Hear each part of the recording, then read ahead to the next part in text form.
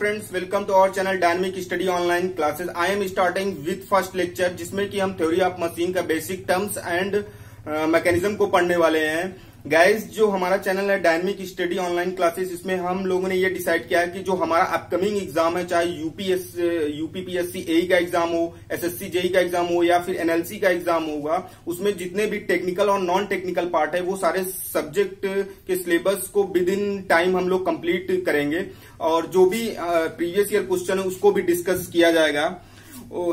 Late us start with theory of machine as well as vibration. तो जो हमारा theory of machine है उसको हम 51 आवर में कंप्लीट करने वाले हैं. 51 आवर्स में कंप्लीट करूंगा as well as vibration.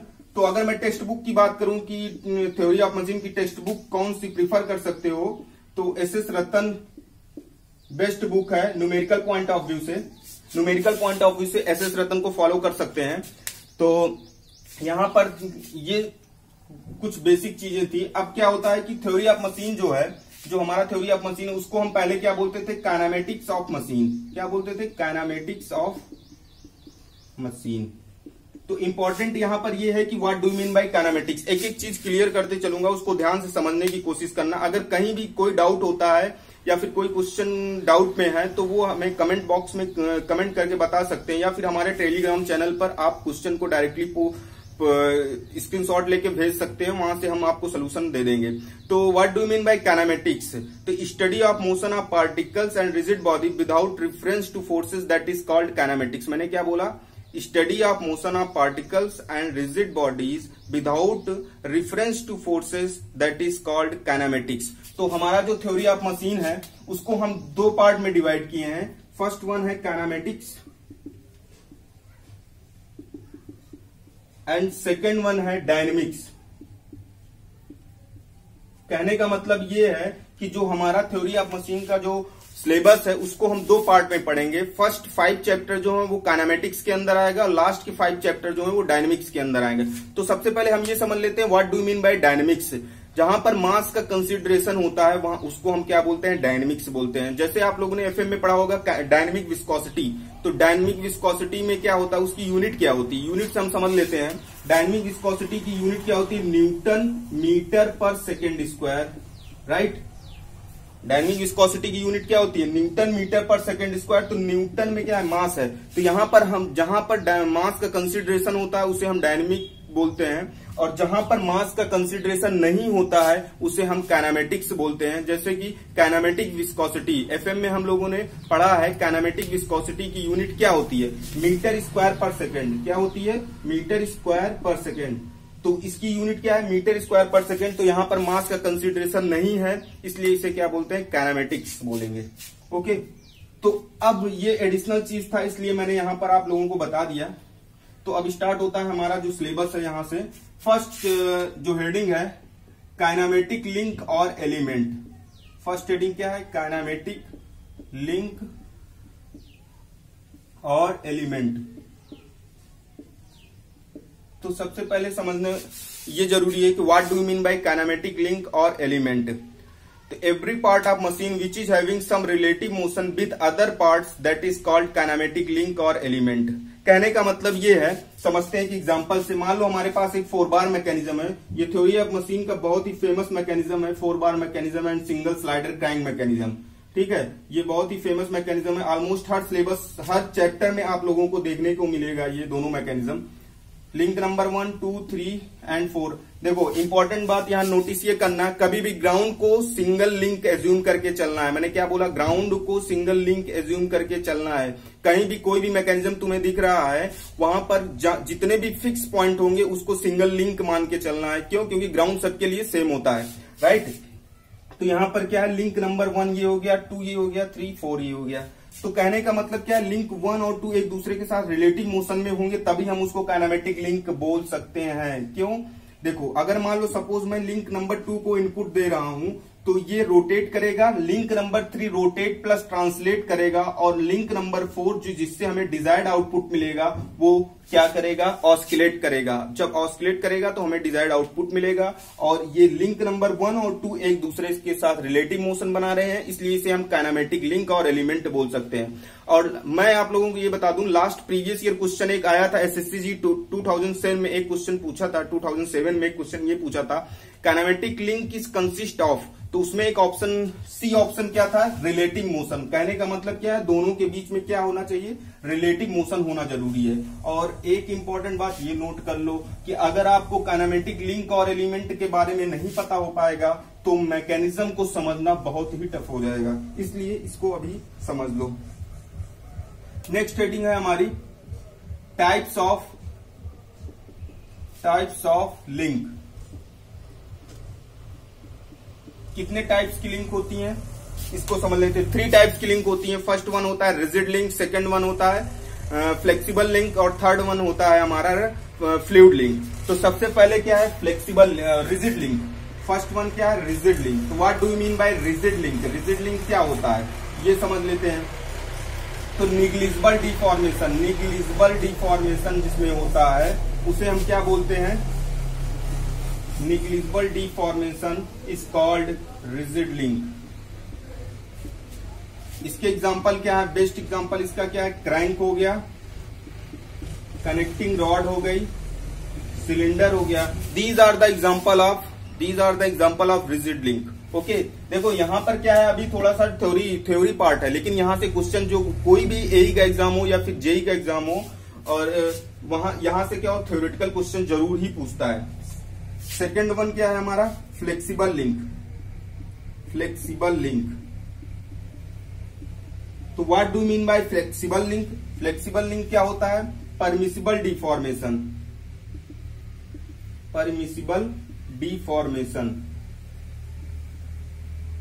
That is called flexible link. Example belt and पुली। क्या है, बेल्ट एंड पुली।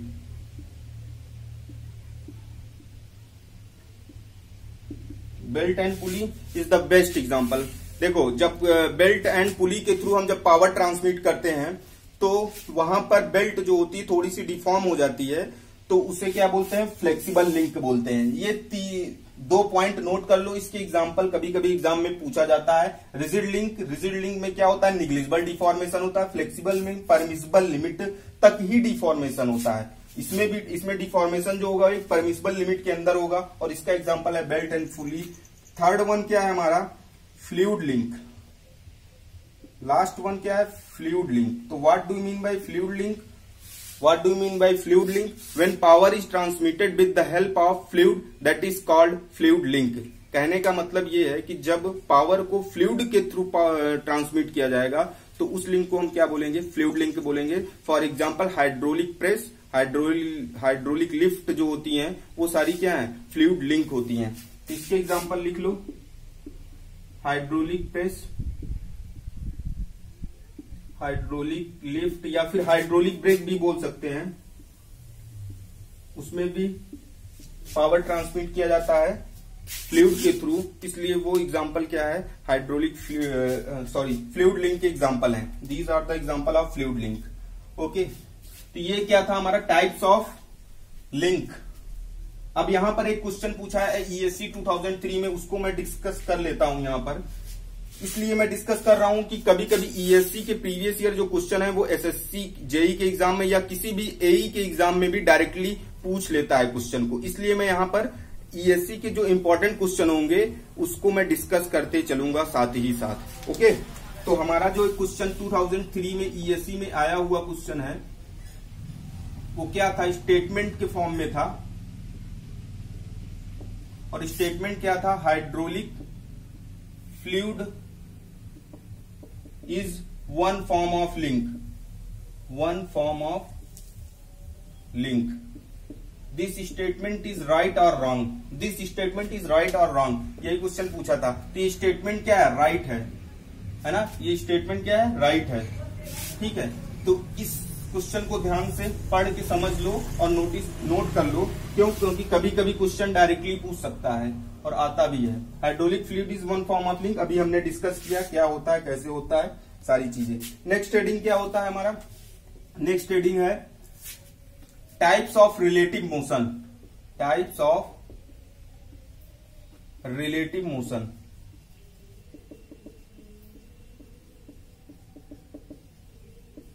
तो कितने टाइप्स के हैं, फर्स्ट वन क्या है, कंप्लीटली कंस्ट्रेन्ड मोशन।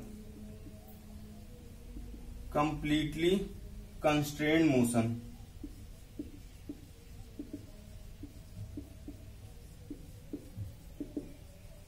सेकेंड क्या है, successfully constrained motion. Successfully constrained motion.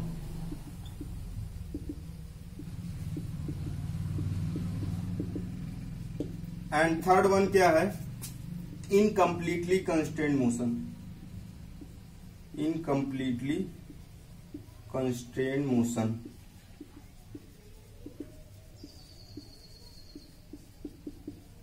तीन टाइप्स कंस्ट्रेंट मोशन होता है। फर्स्ट वन क्या है, कंप्लीटली कंस्ट्रेंट मोशन। सेकंड क्या है, in successfully constraint motion. And last one क्या है, इनकम्प्लीटली कंस्ट्रेंट मोशन। तीनों आपको व्हाइट बोर्ड पे लिखा हुआ है, इसको नोट कर लो। और बहुत ही इंपॉर्टेंट टॉपिक है, हर एग्जाम में एई, जेई और इवन गेट और ईएससी के एग्जाम में भी हर बार पूछा जाता है यहां से, इस टॉपिक से क्वेश्चन। ठीक है, तो सबसे पहले हमें समझने की जरूरत है, what do you mean bye constraint motion.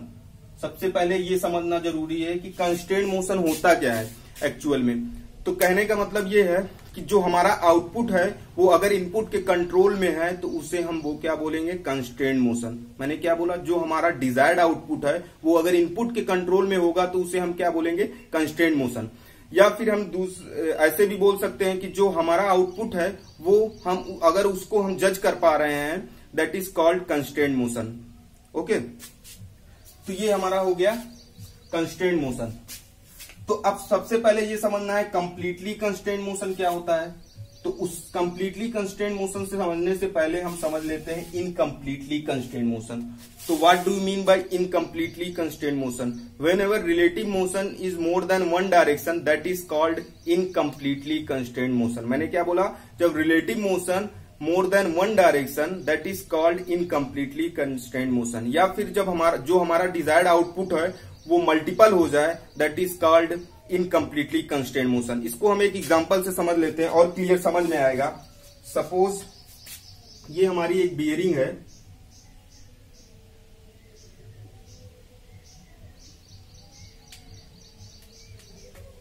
और ये हमारा सर्कुलर शाफ्ट है। ऑब्वियसली शाफ्ट जो होगा वो सर्कुलर ही होगा। ठीक है, अब देखो ध्यान से, यहां पर ये बीयरिंग है, ये शाफ्ट है। यहां पर अगर सपोज मैं इसको इनपुट देता हूं, इस शाफ्ट को यहां से पुश करता हूं, तो ये शाफ्ट रोटेट भी कर सकती है और रेसिप्रोकेट भी कर सकती है, लीनियर डायरेक्शन में ट्रांसलेट भी कर सकती है इस डायरेक्शन में, और रोटेशन भी हो सकता है ना। तो कहने का मतलब क्या है कि हमारा जो आउटपुट है वो हमें नहीं पता चल पा रहा है कि आउटपुट क्या होने वाला है, रोटेशन या फिर रेसिप्रोकेटिंग मोशन होगा। ठीक है, तो हमें नहीं पता चल पा रहा है, इसलिए इसे ये मल्टीपल आउटपुट हो रहा है, इसलिए ये इनकम्प्लीटली कंस्ट्रेंट मोशन होगा, है ना। यहाँ पर देखो, अगर मैं शाफ्ट को पुश करता हूं तो ये रोटेट भी कर सकती है और रेसिप्रोकेट भी कर सकती है। तो इससे हमें ये नहीं पता चल पा रहा है कि हमारा आउटपुट क्या होने वाला है, तो इसीलिए इसको क्या बोलेंगे, इनकम्प्लीटली कंस्ट्रेंट मोशन। अगर सपोज मैं सिस्टम को ही ऐसा बना दूं कि वो मोशन को कंस्ट्रेंट कर दे, that is called completely constraint motion. वो कंप्लीटली कंस्ट्रेंट मोशन हो जाएगा। कहने का मतलब क्या है, what do you mean by completely constraint motion, whenever relative motion in only one direction that is called completely constraint motion. या फिर जो system itself constraint the motion that is called completely constraint motion.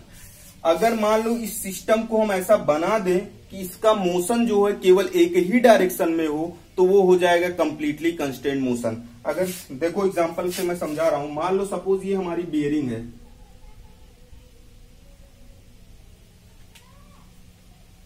और हमारा जो shaft है, इस बार हमारा जो शाफ्ट है वो रेक्टेंगुलर है। कैसा शाफ्ट है, रेक्टेंगुलर। क्रॉस सेक्शन इसका रेक्टेंगुलर है, लुकिंग लाइक दिस। तो यहाँ पर देखो हम सिस्टम की डिजाइन ऐसा किए हैं कि मान यहाँ पर रोटेशन स्टॉप हो गया, अगर मैं इस शाफ्ट को पुश करता हूं तो ये केवल लीनियर डायरेक्शन में रेसिप्रोकेट कर सकता है। इसका रोटेशन स्टॉप हो गया तो ये कंप्लीटली कंस्ट्रेंट मोशन हो जाएगा।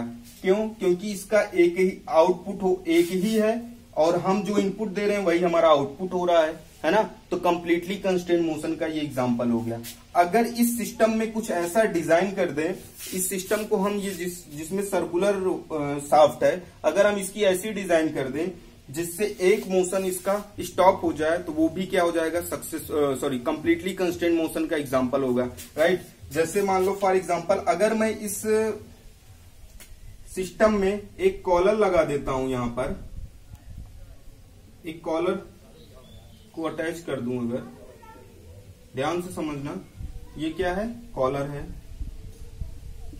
अगर एक कॉलर लग जाता है तो शाफ्ट को अगर मैं रोटेट करूंगा तो इसका लीनियर डायरेक्शन मोशन जो हो रहा था, जो लीनियर डायरेक्शन में मोशन हो रहा था वो स्टॉप हो चुका है। अब जो इनपुट देंगे वही हमें आउटपुट मिलेगा। रोटेशन अगर हम इनपुट दे रहे हैं तो हमें रोटेशन ही आउटपुट में आएगा, क्योंकि कॉलर की वजह से इसका लीनियर डायरेक्शन में जो मोशन है वो स्टॉप हो चुका है। तो ये क्या हो जाएगा, these are the example of completely constraint motion, right. Next क्या है, सक्सेसफुली कंस्ट्रेंट मोशन।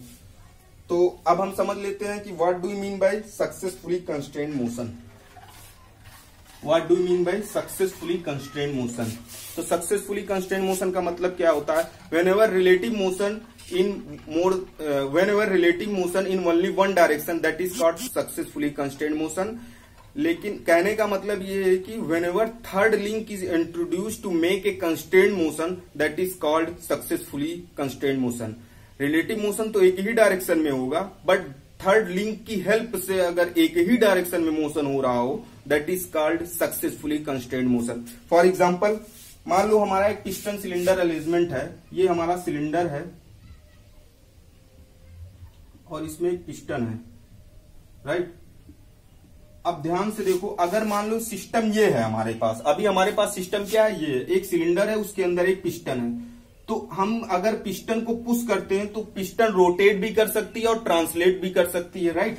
ये पिस्टन क्या कर सकती है, रोटेट भी कर सकती है और रेसिप्रोकेट भी कर सकती है। तो इसमें दो आउटपुट मिल रहा है, तो ये हमारा क्या हो जाएगा, इनकम्प्लीटली कंस्ट्रेंट का एग्जांपल हो जाएगा। लेकिन अगर इस पिस्टन को हम एक कनेक्टिंग रॉड के थ्रू अटैच कर दें, यहां पर एक कनेक्टिंग रॉड लग जाए, लिंक नंबर 3, लिंक नंबर 1 ये होगा, 2 हमारा पिस्टन होगा और थर्ड कनेक्टिंग रॉड हो जाएगी। अगर कनेक्टिंग रॉड के थ्रू अगर पिस्टन अटैच हो जाएगी तो जब थर्ड लिंक इंट्रोड्यूस हो गया तो ये क्या हुआ, एक ही डायरेक्शन में अब मोशन कर पाएगा। इसका रोटेशन जो था वो स्टॉप हो गया, केवल एक ही डायरेक्शन में मोशन कर पाएगा। इसलिए ये क्या हो जाएगा, सक्सेसफुली कंस्ट्रेंट मोशन। क्या होगा, सक्सेसफुली कंस्ट्रेंट मोशन। क्यों? क्योंकि कनेक्टिंग रॉड की वजह से ये पिस्टन केवल रेसिप्रोकेट कर पाएगी, इसका रोटेशन स्टॉप हो जाएगा। ओके, तो ये हो जाएगा हमारा successfully constraint motion. Successfully constraint motion का एक एग्जांपल और है फुट स्टेप बियरिंग, वो भी देख लेते हैं।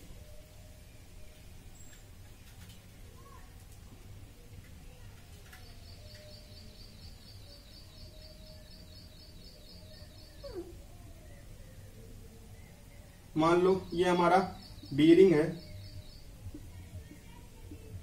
और इसके अंदर एक शाफ्ट है, लुकिंग लाइक दिस। ओके, अभी मैं क्या कर रहा हूं, यहां पर ये क्या है, फुट स्टेप बियरिंग। ध्यान से इसको समझना, एग्जाम में बहुत बार पूछा गया है ये क्वेश्चन कि foot step bearing is a type of motion, इस टाइप ऑफ मोशन। तो किस टाइप का मोशन है, देखो अभी ध्यान से समझ में आएगा। अगर मान लो इस ऐसा सिस्टम हमें अरेंजमेंट मिलता है, फुट स्टेप बियरिंग में क्या होता है, एक्चुअल में एक लोड डाउनवर्ड डायरेक्शन में लगता है, बट अभी हमने इस सिस्टम को क्या ऐसे, हमारा सिस्टम ये है, यहां पर अगर मैं पिस्टन को क्या कर सकते हैं, रोटेट भी हो सकती है और रेसिप्रोकेट भी हो सकती है ना। तो यहां पर दो मोशन पॉसिबल है, तो ये क्या हो जाएगा, इनकम्प्लीटली कंस्ट्रेंट मोशन हो जाएगा। लेकिन होता क्या है, एक्चुअल में क्या होता है कि डाउनवर्ड डायरेक्शन में एक लोड लग रहा होता है, स्प्रिंग लोड लग रहा होता है, जिसकी वजह से ये क्या करेगा, केवल एक ही डायरेक्शन में मोशन हो पाएगा। First link, second link and third link. Third link introduce हो गया, यहां पर ध्यान से समझना, ये तीसरा जो लोड एक फोर्स लग रहा है डाउनवर्ड डायरेक्शन में, ये थर्ड लिंक का काम करेगा और इसकी वजह से हमें क्या मिल रहा है, एक ही डायरेक्शन में मोशन मिल रहा है, इसलिए इसे हम क्या बोलेंगे, सक्सेसफुली कंस्ट्रेंड मोशन। क्या बोलेंगे, सक्सेसफुली कंस्ट्रेंड मोशन। ओके, तो ये दो एग्जांपल किसके थे, सक्सेसफुली कंस्ट्रेंड मोशन के थे। तो these are the example of successfully constrained motion. अब हमारा नेक्स्ट टॉपिक स्टार्ट होता है काइनेमेटिक ज्वाइंट। काइनेमेटिक ज्वाइंट, यहां से क्वेश्चन पूछता है हर बार, इसलिए ध्यान से इसको समझ लेना और इसके क्वेश्चन में जब कराऊंगा तब देखना कितनी बार क्वेश्चन हर ये पूछा है एक क्वेश्चन। तो नेक्स्ट हेडिंग है काइनेमेटिक ज्वाइंट।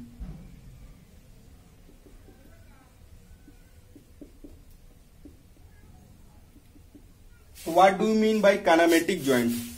तो connection between the two links by a pin that is called kinematic joint। मैंने क्या बोला, connection between, kinematic joint is a connection between two links by a pin that is called kinematic joint। कहने का मतलब ये है कि मान लो लिंक नंबर 1 ये है, लिंक नंबर 2 ये है, दोनों लिंक एक पिन के थ्रू ज्वाइंट है, तो इसको हम इस ज्वाइंट को क्या बोलेंगे, काइनेमेटिक ज्वाइंट। बट क्या होना चाहिए, दोनों लिंक के बीच में रिलेटिव मोशन होना कंपलसरी है। क्या कंपलसरी है, रिलेटिव मोशन होना जरूरी है। अगर इन दोनों लिंक के बीच में रिलेटिव मोशन हो रहा है तो हम उसको क्या बोल सकते हैं, लिंक बोल सकते हैं, और उस पर्टिकुलर ज्वाइंट को हम क्या बोल सकते हैं, काइनेमेटिक ज्वाइंट बोल सकते हैं। राइट, तो अभी हम समझ लेते हैं पहला पार्ट जो हमारा आता है बाइनरी ज्वाइंट। बाइनरी ज्वाइंट, तो what do mean by binary joint, क्या होता है, when two links connected at a particular point that is called binary joint. जब दो लिंक एक पॉइंट पर जुड़े होंगे तो उसे क्या बोले, पिन के थ्रू जुड़े होंगे, ऑब्वियसली पिन के ही थ्रू जुड़ेगा, कोई भी लिंक होगा, तो ये पिन के थ्रू जुड़े हैं, that is called binary joint. Okay, इसे क्या बोलेंगे, बाइनरी ज्वाइंट बोलेंगे। तो अब देखो फॉर एग्जाम्पल मान लो हमारे पास 4 बार मैकेनिज्म है,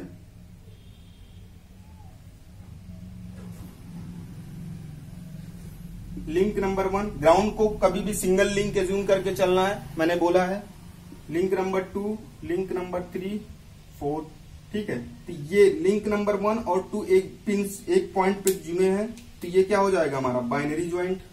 ये क्या हो जाएगा, बाइनरी ज्वाइंट, ये भी क्या होगा, बाइनरी ज्वाइंट, और यहां भी क्या है, बाइनरी ज्वाइंट। राइट, नेक्स्ट आता है फिर टर्नरी ज्वाइंट। टर्नरी ज्वाइंट का मतलब क्या है, whenever three link is connected at a pin, whenever three link is joined with the help of a pin, that is called ternary joint। ternary joint किसे बोलते हैं, जहां पर 3 लिंक एक दूसरे से कनेक्ट हो, that is called ternary joint। देखो फॉर एग्जांपल अगर मैं टर्नरी ज्वाइंट की बात करूं,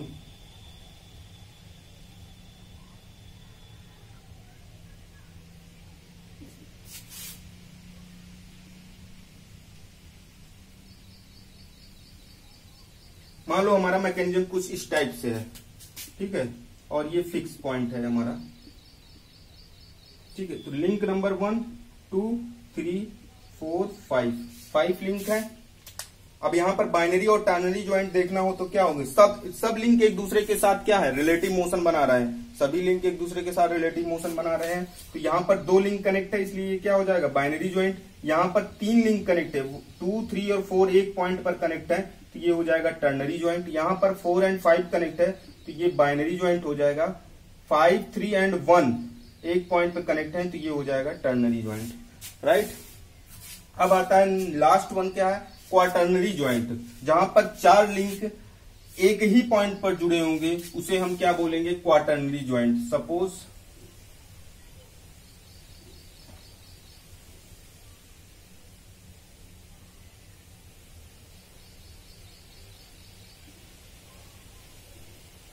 ऐसा कोई मैकेनिज्म गिवन है हमें, तो यहां पर हमें फाइंड आउट क्या करना है, क्वाटर्नरी ज्वाइंट। तो क्वाटर्नरी ज्वाइंट पहले लिंक नंबर 1 ये हो जाएगा, 2, 3, 4, 5, 6, 7 और 8। तो ध्यान से देखो 2, 3, 1 एक पॉइंट पर है, 3 लिंक एक पॉइंट पर, तो ये टर्नरी ज्वाइंट हो जाएगा। 2, 4, 5 एक पर्टिकुलर पॉइंट पे है, तो ये भी टर्नरी ज्वाइंट हो जाएगा। ये भी टर्नरी ज्वाइंट हो जाएगा और ये भी टर्नरी ज्वाइंट हो जाएगा। और यहाँ पर 3, 6, 4, 7 एक पर्टिकुलर पॉइंट पे ज्वाइंट है, तो ये हो जाएगा क्वाटर्नरी ज्वाइंट। जहां पर 4 लिंक एक साथ कनेक्ट है और एक चारों लिंक क्या है, एक दूसरे के साथ क्या रिलेटिव मोशन बना रहे हो, तो उसे हम क्या बोलेंगे, क्वाटर्नरी ज्वाइंट। उसे हम क्या बोलेंगे, क्वाटर्नरी ज्वाइंट। ओके, तो ये था हमारा काइनेमेटिक ज्वाइंट। क्या था, काइनेमेटिक ज्वाइंट। और ये बहुत ही इंपॉर्टेंट है कि बाइनरी ज्वाइंट कितने हो, किसी भी मैकेनिज्म में अगर हमें फाइंड आउट करना है कि binary, quaternary and ternary joint कितने हैं, तो बहुत ही इंपॉर्टेंट है। जब हम डिग्री ऑफ फ्रीडम पढ़ेंगे तो इसका यूज आएगा। इसलिए एक नोट लिखो, एक नोट है, one ternary joint is equal to 2 binary joint. कभी भी अगर जैसे मान लो मैकेनिज्म में अभी हमको दिख रहा था टर्नरी ज्वाइंट ना, तो वहां पर हम एक टर्नरी ज्वाइंट को लिख सकते हैं 2 बाइनरी ज्वाइंट के बराबर। 1 ternary joint is equal to 2 binary joint and 1 quaternary joint is equal to 3 binary joint. ये इंपॉर्टेंट है न्यूमेरिकल पॉइंट ऑफ व्यू से। ये तुमसे एग्जाम में नहीं पूछेगा, ऐसा नहीं कि किसी एग्जाम में पूछ लेगा कि 1 binary joint is equal to 1 ternary joint is equal to how much binary joint, ऐसा क्वेश्चन नहीं आएगा। इसका यूज है न्यूमेरिकल में। जब हम डिग्री ऑफ फ्रीडम पढ़ेंगे वहां पर बाइनरी ज्वाइंट आता है, तो वहां पर हमें कभी कभी कोई मैकेनिज्म ऐसा दिखेगा जहां पर क्वाटर्नरी ज्वाइंट होगा, तो हम उसे बाइनरी ज्वाइंट में कन्वर्ट करेंगे। इसलिए मैं इसको यहां बता रहा हूं, ठीक है। तो यहां इसको नोट कर लो, ये इंपॉर्टेंट है। Thank you for watching my video.